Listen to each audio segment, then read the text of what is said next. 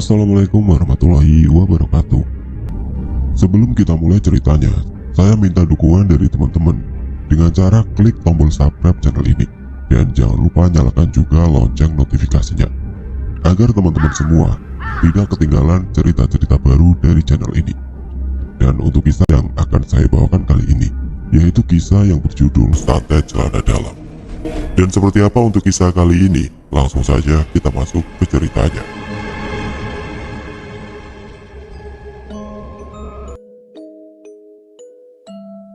Nah, ini hampir banyak banget orang-orang yang tahu tentang hal ini. Karena kalau saya pengen, saya juga bisa ngelakuinnya. Tapi jangan, karena kita nggak berhak menghakimi orang.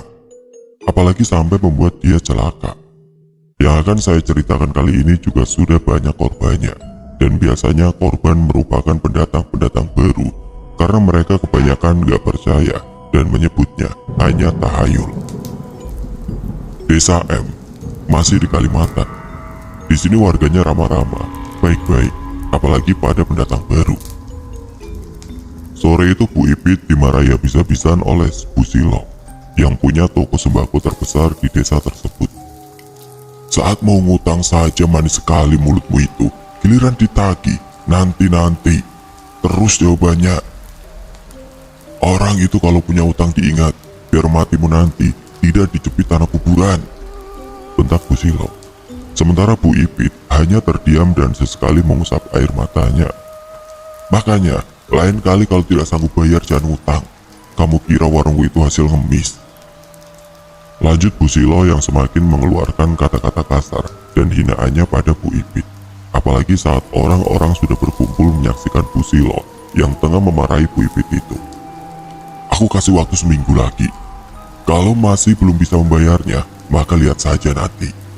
Bentak Bu Silo seraya berjalan meninggalkan halaman rumah tersebut. Bu Silo itu awalnya adalah pendatang baru dari suatu daerah yang lumayan jauh dari desa tersebut. Dia juga merupakan orang yang terpandang dan disegani di desa itu. Bu Silo mempunyai beberapa rumah sewaan dan beberapa toko yang menyediakan berbagai macam kebutuhan. Dan juga satu toko yang menjual bahan bangunan yang sangat lengkap. Dan hampir sepertiga lapak-lapak di pasar merupakan milik Bu Silo yang dikelola oleh anak-anak buahnya yang satu daerah dengannya. Bu, saya mau ngutang beras sama minyak goreng, ucap seorang anak kecil laki-laki berusia 12 tahunan pada Bu Silo yang tengah duduk sambil menghitung uang hasil berjualan. Bu Silo menghentikan aktivitas menghitung uangnya sejenak, lalu ia menatap ke arah si anak lelaki. Siapa yang menyuruh muncul? Ibumu mana? Tanya Bu Silo dengan nada yang ramah, sangat jauh berbeda pada saat ia memarahi Bu Ipit. Uma sedang menyadap karet. Katanya nanti kalau sudah maawang kantalan, utangnya langsung dibayar, Bu. Jawab Jul. Bu Silo tersenyum ramah lalu berdiri dan mengambilkan beberapa kilo beras dan minyak goreng, serta beberapa bungkus mie instan.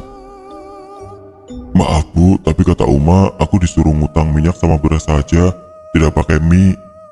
Kata Jul menolak. Ini ibu kasih untukmu. Tidak masuk hutang, Jul. Jawab Bu Silo dengan bibir tersenyum. Jul tersenyum menerima bungkusan plastik yang berisi beras, minyak, dan mie instan tersebut. Lalu berpamitan pada Bu Silo yang menatapnya dengan bibir tersenyum.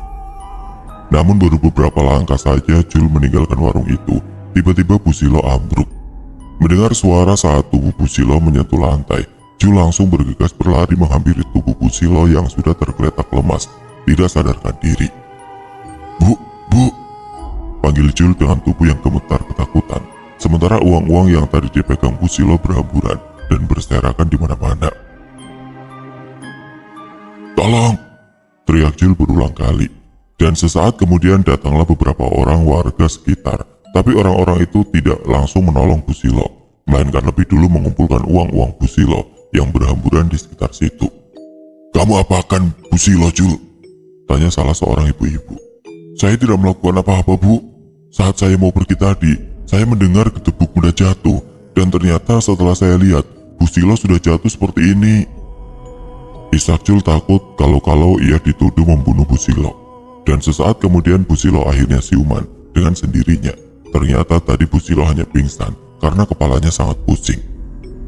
Busilo kaget melihat Jul yang menangis terisak-isak di dekatnya. "Ibu tidak kenapa-napa, Jul. Jangan menangis," ucap Busilo seraya mengusap-ngusap kepala Jul. Sesaat kemudian Busilo sadar kalau uangnya sudah lenyap. Uangku mana?"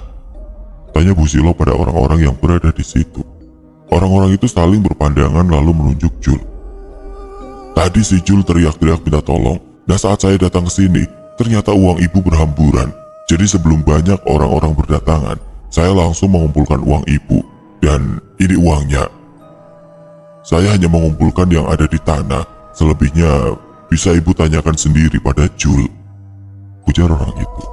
Busilo menerima uang tersebut yang ternyata sudah sangat banyak berkurang. Namun ia tidak ingin menuduh Jul, karena ia tahu sifat anak itu yang sangat jujur dan polos. "Assalamualaikum," ucap Busilo di depan pintu rumah Jul. "Waalaikumsalam," jawab seorang wanita yang adalah ibunya Jul. "Maaf ya Bu, kalau saya terlambat bayar hutang. Rencananya nanti sore saya mau melunasi hutang saya ke rumah Busilo," ucap ibunya Jul. "Ah, kau ini Rus. Aku kemari ingin mengantarkan oleh-oleh dari Banjarmasin. Ini untukmu dan Jul. Kalau tidak ada Jul saat itu, entah apa yang terjadi padaku. Dan masalah hutang itu, aku 100% percaya padamu. Karena masalah hutang, kau itu berbeda dari yang lain, Rus. Sebenarnya yang membuatku kesal itu ialah saat mereka selalu mengatakan tidak punya uang, tapi bisa membeli barang-barang mewah. Namun hutang yang hanya beberapa rupiah saja, tidak mau membayarnya. Itu yang membuatku sangat kesal, Rus," ujar Busilo. "Oh iya, Rus, ini baju-baju. Ini untukmu semuanya, dan ini untuk Jul. Nah, yang ini makanan untuk kalian. Aku senang sekali jika kalian mau menerimanya, Rus," kata Busilo seraya membuka tas-tas dan plastik-plastik yang berisi banyak makanan dan baju-baju yang bagus. "Apa ini tidak kebanyakan, Bu?" tanya ibunya Jul. "Kalau mau memberi itu jangan tanggung-tanggung, jadi ambillah ya," jawab Busilo tersenyum. "Terima kasih banyak, Bu," ucap ibunya Jul. "Aduh, kamu itu bisa kerja tidak, ah? Gulanya tumpah-tumpah begini, lihat," bentak Busilo pada salah satu pekerja di rumahnya. Si wanita itu hanya bisa terdiam tanpa berani menjawab bentakan Busilo. "Kalau begini terus kerjamu, kau akan aku berhentikan." Hari itu Busilo akan berangkat untuk membeli barang-barang di tokonya yang sudah mulai habis. "Aduh, celana dalamku yang sering kupakai pergi-pergi jauh itu di mana sih, An?" tanya Busilo pada perempuan yang pernah ia marahi tempo hari. "Saya tidak tahu, Bu. Bukannya sudah saya cuci dan saya lipat, Bu," jawab perempuan itu. "Iya, tapi sudah aku cari di lemari tidak ada. Terpaksa aku pakai yang ini. Datangnya nanti sudah balancat, papingan. Saya nggak tahu di tempat kalian menyebutnya kayak gimana. Yang pasti balancat itu biasanya pangkal paha memerah dan terasa sakit. Biasanya terkena gesekan-gesekan pinggiran celana dalam atau keseringan terkena basah." Perempuan itu hanya bisa menunduk mendengar perkataan Busilo. Setelah berkata seperti itu, Busilo langsung pergi untuk bersiap-siap berangkat. Singkat cerita, sudah 2 hari berlalu. Hari itu Busilo masih berkeliling di tengah pasar untuk mencari barang yang akan ia jual. Tapi entah kenapa saat di pasar itu, Busilo banyak diam dan sering duduk. Wajahnya juga terlihat pucat dan gelisah. "Saya pulang duluan ya, kamu yang membeli semuanya ya," ujar Busilo seraya menyerahkan tasnya yang berisi uang pada orang kepercayaannya yang sekaligus keluarganya itu. "Loh, memangnya kenapa, Kak?" tanya keluarganya tersebut. "Tidak apa-apa, kepalaku pusing. Rasanya aku kurang enak badan." "Aku antar ya, Kak," ujar keluarganya itu menawarkan. "Tidak usah, aku pulang ke penginapannya sendiri saja. Lebih baik kamu membeli barang-barang yang sudah kutulis di buku catatan itu saja, Mai." Keluarganya itu pun mengangguk mengiyakan. Busilo dengan langkah yang aneh pergi meninggalkan pasar, lalu menuju ke arah tukang bajai yang tengah menunggu penumpang. "Ke penginapan es," ujar Busilo pada si tukang bajai, seraya membuka pintu bajai tersebut. "Iya, Bu," Di sepanjang perjalanan menuju ke penginapan itu, Busilo sudah merasa sangat tidak nyaman pada daerah kewanitaannya. Ada rasa sakit bercampur gatal yang tidak biasa di situ. "Di sini kan Bu penginapannya?" tanya si tukang bajai. Iya, ini Pak uangnya," jawab Busilo gelisah, seraya memberikan uang yang lumayan besar kepada si tukang bajai. Bu, sebentar kembaliannya," panggil si tukang bajai. Namun Busilo tidak menghiraukan panggilan itu.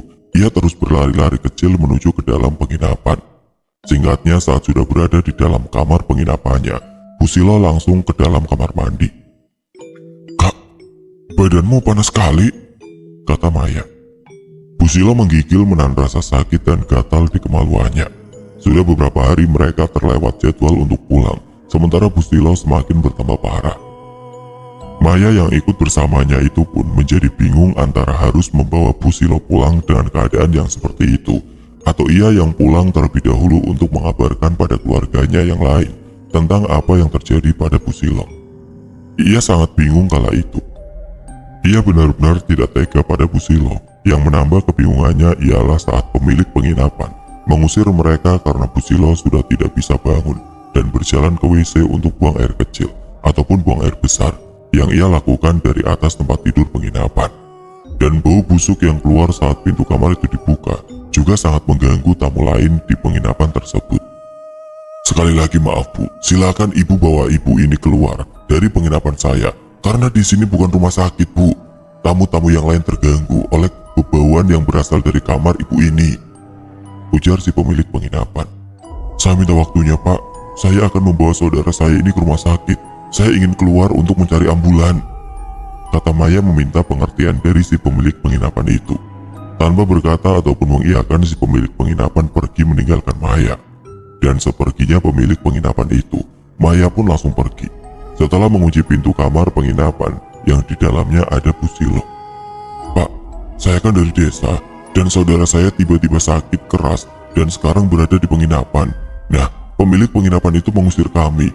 Jadi saya mau tanya, bagaimana caranya memanggil ambulan ke sini untuk menjemput saudara saya yang sakit itu ke penginapan, lalu membawanya ke rumah sakit? Saya mohon bantuannya Pak. Saya benar-benar tidak tahu lagi harus meminta tolong pada siapa di sini," ujar Maya terisak. "Baik, saya akan memanggilkan ambulan. Dan nanti setelah itu saya akan mengarahkan mereka ke penginapan itu. Kamu tunggu saja di penginapan," kata bapak-bapak tukang becak tersebut. "Alhamdulillah, terima kasih ya Pak." Lalu setelah itu si tukang becak tersebut langsung pergi meninggalkan becaknya, lalu naik taksi kol entah kemana. Sementara itu Maya langsung berlari ke arah penginapan. Setelah sampai di depan pintu kamar, ia dikagetkan dengan kemunculan beberapa ulat kebak yang seharusnya tidak ada di daerah perkotaan seperti itu. Ulat kebak ini adalah ulat yang sangat besar untuk ukuran seekor ulat.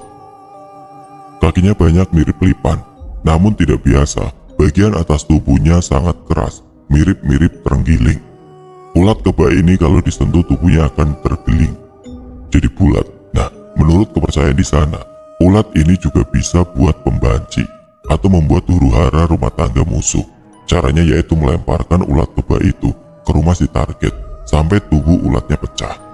Dulu sewaktu saya masih main di hutan-hutan, sering banget mainin ulat ini, tapi gak pernah saya bawa masuk rumah. Karena katanya ayah saya pamali. Dari mana ulat-ulat ini? Batin Maya lalu berjalan keluar lagi untuk mencari sesuatu yang bisa digunakan mengusir ulat-ulat itu. Dan setelah ia menemukan sebilah ranting kayu di halaman penginapan, ia pun langsung masuk lagi. Namun anehnya ulat-ulat itu sudah tidak ada lagi. Apa mungkin tadi itu hanya hayalanku saja? Saat pintu terbuka, Maya melihat Busilo yang sudah berada di bawah tempat tidur dengan kotoran yang berceceran di sana-sini di dalam ruangan itu. Tanpa ragu, Maya membersihkan kotoran-kotoran Busilo di tubuhnya, lalu melepaskan spray dan perlahan-lahan mengangkat Busilo ke atas tempat tidur. Setelah selesai, ia pun langsung membersihkan lantai dan mencuci spray tersebut hingga bersih dari kotoran Busilo. Dan tidak lama kemudian, tiba-tiba terdengar suara ketukan di pintu. Maya langsung berlari dari kamar mandi untuk membukakan pintu. Syukurlah Bapak sudah datang, ujar Maya setelah mengetahui siapa yang datang bersama orang-orang tersebut. Boleh kami masuk? kata seseorang yang lain. Maya mengangguk dan membukakan pintu lebar-lebar. Tolong ya Pak, ucap Maya pada si bapak tukang becak. Tadi sudah saya katakan sama orangnya nak, mungkin ibu itu akan langsung dibawa ke rumah sakit, jawab si bapak. Singkatnya Bu Silo akhirnya dibawa ke rumah sakit, sementara Maya juga ikut bersamanya di ambulan. Sebenarnya setelah diperiksa ibu ini tidak sakit apa-apa, tapi anehnya, kenapa di kenyataan seperti ini ya? Kemaluannya membusuk hingga ke dalam, begitu juga dengan tubuh beliau, seperti lumpuh. Lalu, sebenarnya saudara saya kenapa? Tanya Maya terisak. Kami akan mencoba melakukan yang terbaik. Sudah beberapa jam Maya menunggu di luar kamar Bu Silo dirawat. Tiba-tiba ia teringat si bapak-bapak tukang beca yang sebelum ia pergi tadi sempat membisikkan sesuatu. Sakitnya tidak wajar. Begitulah kata si bapak-bapak tukang becak itu. Tanpa ragu lagi Maya segera berlari keluar. Dan kebetulan setelah berjalan sebentar, Maya akhirnya sampai di sebuah pangkalan bajai. Pak, ke depan penginapan, ujar Maya. Lalu setelah si bapak tukang bajai mengiyakan, ia pun langsung membuka pintu bajai tersebut. Semoga bapak itu masih ada. Dan singkatnya dari kejauhan Maya melihat si bapak tukang becak itu masih ada di tempat tadi, sewaktu Maya meminta tolong. Pak, stop Pak. Setelah membayar ongkosnya, Maya pun turun. Pak, masih ingat dengan saya? Bapak-bapak itu tersenyum dan mengangguk. Bagaimana saudaramu? Maya menggeleng pelan. Kata dokter, saudara saya tidak ada sakit apa-apa. Dokter juga bingung karena sebenarnya, kalau dilihat dengan mata, saudara saya itu sakit, bahkan terlihat sangat parah. Sebenarnya, saudara saya itu kenapa, Pak? Dan kenapa sakitnya di sini? Saya ingin sekali membawanya pulang, tapi keadaan saudara saya itu tidak memungkinkan. Saya juga pernah berpikir untuk pulang sendiri, mengabarkan semuanya pada keluarga di sana. Tapi saya tidak tega meninggalkan saudara saya, Pak. Maaf, nak. Bukannya Bapak nakut-nakutin kamu. Tapi saat Bapak ikut masuk ke dalam penginapan itu, Bapak melihat beberapa makhluk menyeramkan. Ada yang duduk di dekat saudaramu. Ada juga yang sebagian kepalanya masuk ke dalam selimut saudaramu itu.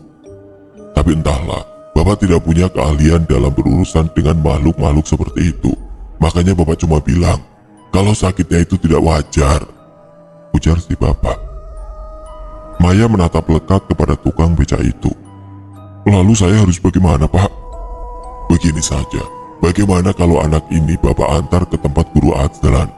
Biasanya orang-orang di tempat Bapak selalu menemui beliau jika ada yang menderita sakit tidak wajar. Jawab si Bapak menyarankan. Tentu saja dengan cepat Maya mengiyakan saran dari si bapak. Lalu singkatnya mereka berdua pun berangkat ke rumah guru Azlan dengan mengendarai becaknya si bapak. Perjalanan itu sangat lama Maya rasakan. Hari pun sudah sangat larut malam saat mereka sampai di desanya guru Azlan. Mereka berdua akhirnya sampai di rumah berukuran 7x12 yang dibangun dengan kayu ulin di keseluruhan rumahnya. Si bapak tukang beca itu turun, nafasnya masih terdengar ngos-ngosan. Assalamualaikum, ucap si bapak sembari mengetuk daun pintu rumah tersebut. Beberapa kali mengetuk, barulah terdengar jawaban dari dalam. Waalaikumsalam, jawab seseorang seraya membukakan pintu. Guru Azlannya ada, tanya si bapak saat melihat siapa yang membukakan pintu, yaitu seorang lelaki tua berusia sekitar 70 tahunan lebih, namun masih nampak gagah. Ada, ayo silakan masuk, jawab lelaki tua itu dengan ramah. Mereka berdua dipersilakan duduk dan setelah itu lelaki tua tadi langsung berjalan ke arah kamar paling ujung dekat pintu dapur. Setelah menunggu beberapa saat kemudian muncullah seorang lelaki yang berusia sekitar 40 tahunan yang masih mengenakan kopiah dengan memegang tasbih. Guru Azlan menatap lekat ke arah samping Maya. Maaf, kami datang selarut ini, ucap si bapak tukang becak. Guru Azlan tersenyum ramah. Tidak apa-apa, kalau boleh saya tahu apa tujuan kalian kemari? Begini guru, kata si bapak tukang becak seraya menceritakan semuanya tentang Bu Silo. Guru Azlan terdiam sejenak, ia menarik nafas panjang. Kamu pulanglah, kamu sudah ditunggu, nanti biar saya yang menyusul ke rumah sakit, ucap Guru Azlan seperti berusaha menyembunyikan sesuatu yang ia sudah tahu. Maya dan si bapak tukang beca saling berpandangan. Baiklah kalau begitu, kami pamit pulang dulu guru. Ucap si bapak tukang beca seraya mengeluarkan tangan untuk bersalaman dengan guru Azlan. Hati-hati, nanti secepatnya saya akan ke rumah sakit, ucap guru Azlan. Maya dan si bapak tukang beca itu pun langsung berjalan keluar rumah. Lalu Maya naik ke atas beca dan si bapak mulai mengayuh becanya. Sejak pertama melihat gelagat guru Azlan tadi yang seperti menyembunyikan sesuatu itu, perasaan Maya sudah mulai tidak enak. Dadanya berdegup kencang dan sekujur tubuhnya gemetar entah perasaan apa itu. Beberapa kali mereka berdua beristirahat di tepi jalan hingga saat adzan subuh berkumandang, barulah mereka sampai di rumah sakit. Dan dengan mata yang sudah sangat berat, keduanya langsung masuk. Ternyata di sana sudah ada guru Azlan seorang diri, tengah berdiri menatap ke pintu kamar. Assalamualaikum. Waalaikumsalam. Bagaimana bisa sampai duluan? Tanya Maya tidak mau menyembunyikan rasa penasarannya. Saya lewat jalan memotong, jawab guru Azlan. Si bapak tukang beca hanya bisa mengerutkan keningnya. Ia tahu kalau jalan memotong itu ialah yang ia lewati bersama Maya tadi. Memang agak dekat, tapi kalau dengan berjalan kaki saja rasanya tidak mungkin bisa sampai secepat itu. Maya membuka pintu kamar itu, dan pintu terbuka. Bau busuk menyeruak keluar kamar. Astagfirullahaladzim. Guru Azlan bergegas masuk dan duduk bersila. Ia mulai bersikir. Gerakan tangan guru Azlan memetik tasbihnya semakin cepat setiap saat. Pergilah dari tubuh wanita itu, wahai makhluk laknatullah. Dan seketika tubuh Busilo bergetar hebat. Bau busuk semakin kuat tercium. Maya dan bapak tukang beca itu hampir muntah dibuatnya. Tiba-tiba Busilo yang semula tidak bisa bergerak langsung berdiri, matanya melotot menatap guru Azlan. Guru Azlan ikut bangkit dengan tangan yang masih memetik tasbih. Matanya lekat menatap Busilo yang hendak menyerangnya. Beberapa kali Busilo menyerang guru Azlan dan semuanya bisa ia hindari tanpa melawan. Dan entah bagaimana bisa Busilo melempar ranjang rumah sakit itu ke arah guru Azlan, dan guru Azlan yang tidak sempat menghindar itu pun terkena. Darah segar mengucur dari kepalanya, seketika membuat pandangannya menjadi kabur. Allahu Akbar, Allahu Akbar, Allahu Akbar. Sementara si bapak tukang beca yang ingin membantu guru Azlan langsung dihalangi oleh Busilo. Brak! Si bapak itu jatuh ke lantai setelah tubuhnya menghantam dinding. Darah merembes dari mulut dan hidung si bapak tukang beca, dan sesaat kemudian ia tidak sadarkan diri. Setelah mendengar keributan yang datang dari kamar Busilo, para perawat dan dokter berkumpul dan berusaha membuka pintu yang seperti dikunci dari dalam itu. Busilo perlahan-lahan mendekati Maya yang meringkuk dan menutupi wajahnya dengan tangan karena ketakutan. Busilo menjambak rambut Maya dengan keras. Tolong, tolong! Teriak Maya ketakutan. Ia mencoba melepaskan rambutnya dari tangan Busilo. Jangan kak, sakit! Brak, brak! Busilo membenturkan kepala Maya ke dinding sampai Maya tidak bisa bergerak lagi. Brak! Guru Azlan berhasil bangun. Meski darah penuh di wajah dan bajunya, sebelum mendekati Busilo, guru Azlan membaca 2 kalimat syahadat dan berserah diri kepada Allah. Allahu Akbar. Orang-orang yang berada di depan pintu luar itu terus berusaha membuka pintu. Ah! Teriakan Busilo terdengar mengerikan. Kaki guru Azlan bergetar, seolah-olah tidak mampu lagi untuk berdiri menopang tubuhnya. Sudah, cukup kau menyakiti perempuan itu. Pergilah. Jangan kau siksa dia lagi. Namun lagi-lagi makhluk yang berada di dalam tubuh Busilo itu tidak menjawab apa-apa. Ia malah semakin gencar menyerang guru Azlan. Guru Azlan terbatuk. Darah segar keluar dari mulutnya. Ia sadar ternyata ada seseorang yang mengendalikan makhluk bisu dan tuli itu dari jauh. Dan guru Azlan pun terkena serangan dari jarak jauh si majikan makhluk itu. Guru Azlan mencoba untuk fokus pada si penyerang jarak jauh. Namun itu tentu saja tidak mudah, karena setiap guru Azlan sudah mulai terfokuskan. Makhluk yang berada di tubuh Busilo langsung mengacaukannya. Si bapak tukang becak yang juga sudah mulai siuman, berusaha untuk bangun dan membantu guru Azlan yang sudah mulai melemah akibat serangan-serangan fisik dari Busilo dan serangan jarak jauh dari musuh. Si bapak itu mengambil selimut dan langsung menangkap Busilo menggunakan selimut itu. Susilo mengamuk dan hampir saja si bapak tidak bisa mengatasinya. Namun untungnya pintu berhasil terbuka dan para perawat itu memasung tubuh Susilo sehingga mematikan gerakan dari Susilo. Keringat dingin sudah membasahi wajah dan baju Guru Azlan. Ia terus memejamkan matanya dan terus berdoa, mencoba untuk melawan serangan gaib dari pihak musuh. "Aku berlindung kepadamu ya Allah," ucap Guru Azlan di akhir doanya. Lalu ia berjalan dengan langkah tertati-tati menuju ke arah Susilo. Guru Azlan meletakkan tangannya di atas ubun-ubun Susilo. Sesaat kemudian terdengar suara erangan dari Susilo. Beberapa saat Susilo mengerang dengan tubuh yang bergetar hebat, dan beberapa saat kemudian tubuh Susilo melemah dan ambruk.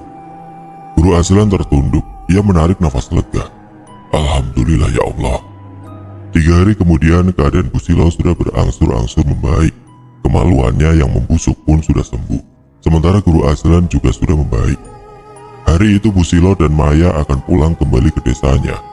"Maaf, saya mau menyampaikan sesuatu. Kalau barang-barang milik pribadi sebaiknya jangan menyuruh orang lain mengurusnya, karena kita tidak tahu hati seseorang, apakah dia membenci kepada kita atau yang lain-lain. Dari sini, belajarlah untuk lebih berhati-hati, Bu," ucap Guru Azlan. Saat Susilo dan Maya bertamu ke rumah Guru Azlan untuk berpamitan. "Baik Guru, saya akan lebih berhati-hati lagi. Terima kasih sudah mau menolong saya. Terima kasih atas semuanya," kata Susilo seraya menyerahkan amplop putih. Sampai saat ini tidak diketahui siapa yang membuat Susilo sakit, karena Guru Azlan tidak pernah mau mengatakan siapa dalangnya. Dan sejak saat itu juga, Susilo menjadi ramah tamah dan lebih memperhatikan lagi barang-barang miliknya, agar kejadian dulu tidak terulang lagi.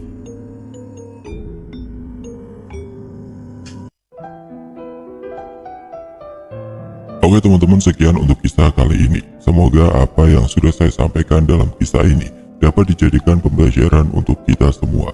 Dan buat teman-teman yang baru bergabung, jangan lupa untuk like, komen, share, serta subscribe channel ini. Dan nantikan kisah-kisah horor berikutnya